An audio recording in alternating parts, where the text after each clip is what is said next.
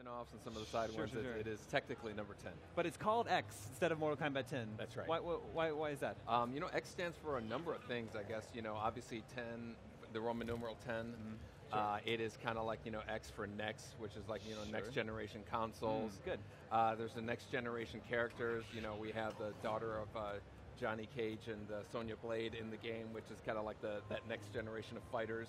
Cool. And so there's just a number of meanings of the word X with this game. So we've got a couple developers that are here going to play some matches for us. Yeah, they're going to give us a good demonstration of kind of new features in the game. Right here, you could see two new characters. Cassie Cage on the left and Devora is on the right. We're going to give you a demonstration of how they fight. They have these things called variations on the characters, which are going to give you a little bit of a demonstration on how 3 different versions of every character exist in the game. Cool. That's what we're really excited about. Are we going to see? Are there any old environments returning? Right now, all the environments that we have are brand new. As a matter of fact, this version of the game we're introducing 4 new characters to the mix. This one is called the Cove, which we've misspelled with a C, unfortunately. We'll change that before we ship the game. And it really gives you an idea of some of the environmental things that you can do in the game. There are some of these posts that are in the game. You'll notice that some of the characters can actually jump off of them, kind of create, sure. Maneuvering themselves through the environment. The versions of the characters that you see here as well. You could see Cassie Cage, her hands are kind of glowing green. That's the brawler version of her. She has another one called, Hollywood, where she's wearing sunglasses and she has a different set of moves. So it really mixes things up, the fact that there are 3 versions of every character in the game. And do you pick a version at the start of a match? Exactly. Well, when we go to the player select, we'll show you it. When you pick a character, the next thing you do is pick one of 3 versions of that character. We call them variations. Okay. So I got to say, this level looks incredible. The waves with the burning ship in the background, the skull face on the mountain. Yeah, I guess for that body there, I don't know if we'll be able to. You can actually grab it out of the air and throw it at your opponent. There's a lot of. We really feel like the kind of like the graphic fidelity's the entry point in it, but then we kind of have to, at that point, bring something new to the table. You're going to notice on the left side there, Devora can actually run up the wall. I'll show you in a bit here. Like to kind of escape a situation. There's also you can grab that barrel there and throw it. But there's a number of ways that you can kind of leverage yourself in the environment to get the best of it there. So what do we need to know about? Oh, here we go. Watch this. Kneecaps, headshots. He sticks bubble gum in the wound there. Okay, that was really, really good. That was awesome. Yeah. You must have so much fun coming up with the fatalities. We have these fatality meetings, and one of our designers, he presented that idea. We were like, we got to do it. It's just really clever little things like that. Are you ever just in the shower in the morning and you're like, oh, I've got a really good idea for a way to kill people? A lot of people on the team just offer up these crazy ideas. If we were talking about the variations of characters, so this character on the left here, he has very different versions. Each one has their own, unique moves that they can do. Okay.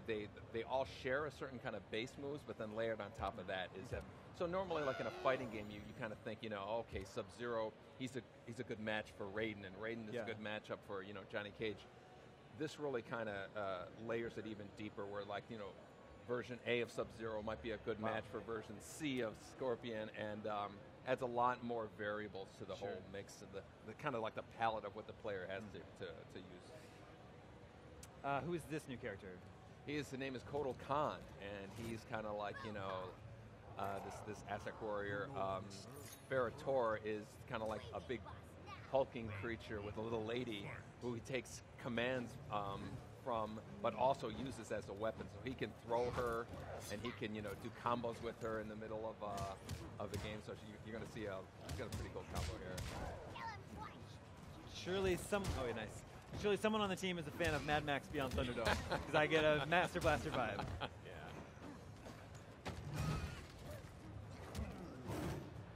So like when she gets knocked off, she has to run and kind of jump back on her shoulder. So there's a little period of time when you don't have those particular moves, and so it's Ferrator is one of our most unique and diverse characters that we've had in the game.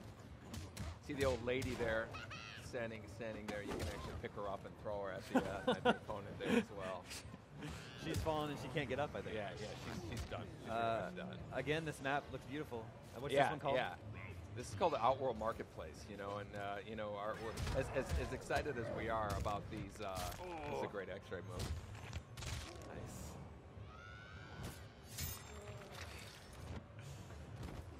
Nice. As excited as we are about these, environments and the graphics, we really kind of feel like that's the entry point, with next gen and all that. We really wanted to add something new to the gameplay elements. Brutal. You can jump off the tiger that's laying there too, you'll see. Were the X-rays introduced in the last Mortal Kombat? Yes. It's good to see them back. Yeah, one of the things that really worked well with Mortal Kombat 9, which was 2011 Mortal Kombat, is we had this meter that let you enhance your special moves, do breakers, and do the X-ray moves, and that was received really well. So our strategy with the gameplay was to kind of layer on top of that the variations of the characters, and so we really feel like there's just a really deep mechanic we have in there.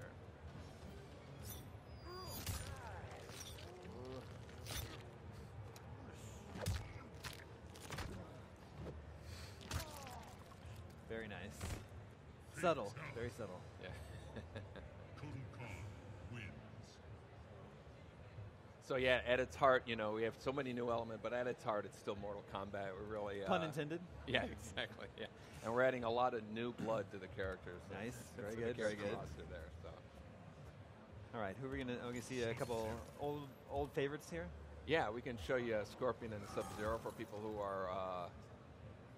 are familiar with those two characters. This level is called the Snow Forest. Yeah, this is Snow Forest. We've had forests in Mortal Kombat in some ways. This one is a good example of some of the leveraging that you can do, like in combination. What's cool too is the characters. All the characters acknowledge the other fighter. They all talk to each other in the beginning, so it's like this little conversation, and it really adds like a nice little nuance to the mechanic. So you're going to notice this. The tree branch is hanging over there. You can actually jump and grab that branch, swinging it over, kind of getting like momentum with the leverage there. You can throw the log over, and on the left there's a tree stump that you can kind of like long jump off of.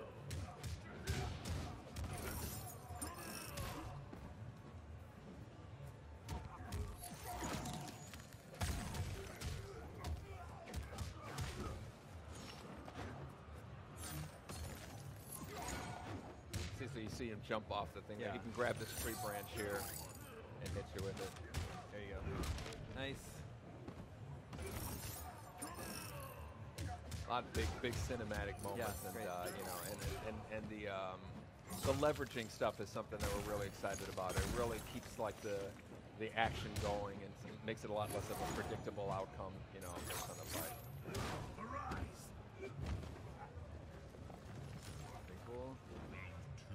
And so this, one thing to keep in mind is visually every one of these variations of characters, they have their own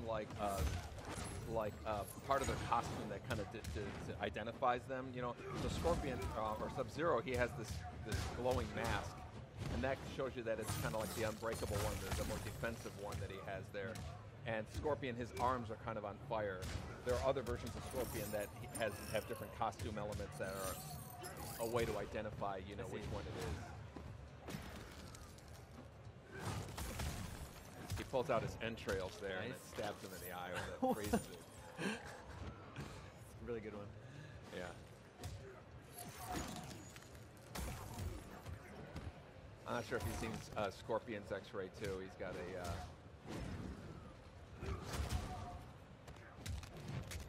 And Mortal Kombat's one of those games that's as fun to watch as it is to play. Yeah, you cannot say that about every game. Yeah. It's a lot. It's a great party game too. You know. Oh. Oh well, it happens.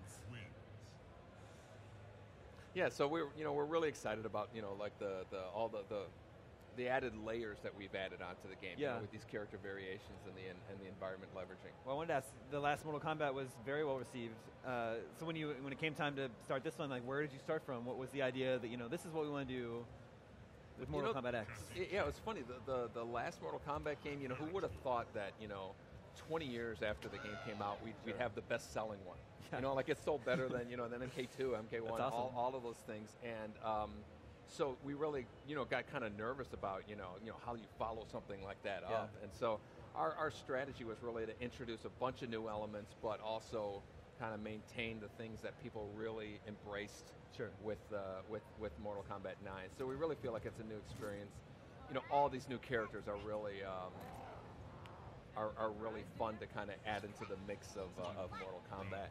Our story's great. We're going to be it covers different periods of time. One of which is 25 years in the future. So you're going to be seeing like older versions of some of the characters, and you see their offspring. And I said, Cassie Cage there is Sonya Blade's daughter. Johnny Cage's daughter. And very cool. Yeah, it seemed in 9 you put a lot of care into the character stories and their cinematics. Is all that stuff returning for this one? Oh yeah.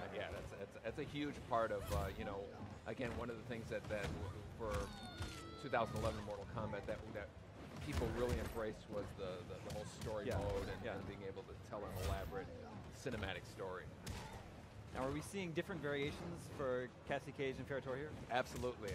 Before you noticed that her hands were kind of glowing. Right. This is her Spec Ops version, variation. Whereas Ferrator, he doesn't have her on his back in this one. So all those moves that he was using where he was swinging her around and throwing her, those are replaced with other unique moves to him. And it's a different, he's way more of an in-your-face brawler type of thing as opposed to a long-range one that's kind of jumping. She can call in, missiles from the special forces and come bombing on the opponent. And again, you have a different strategy when you fight against the Spec Ops version of Cassie Cage than like the Hollywood version. So it's a really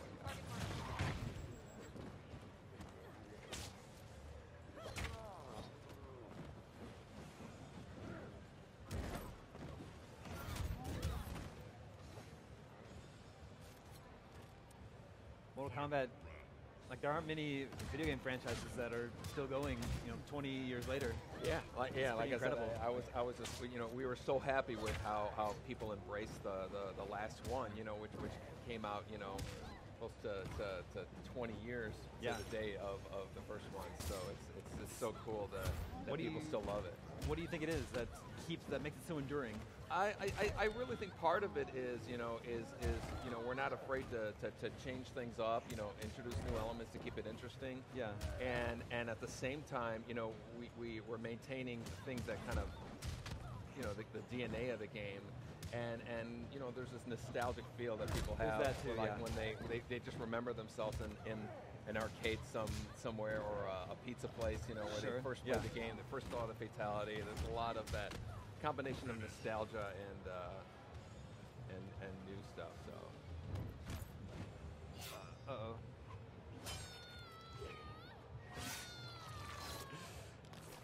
I mean, that's part of it too, right? Yeah. And then there's Fatalities. It showcases some of the most creative violence, maybe we could say, in all video games. Yeah.